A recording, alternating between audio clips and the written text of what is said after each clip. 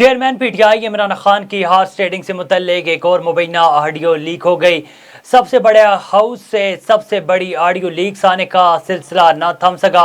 Hacker ने एक बार फिर चेयरमैन पीटीआई इमरान खान की मुबैना ऑडियो जारी कर दी। मुबैना ऑडियो में इमरान खान नंबर गेम से मुतल्लिक किसी से गुफ्तगू कर रहे हैं और इन्हें अगले 48 घंटों की अहमियत से मुतल्लिक भी आगाह कर रहे हैं।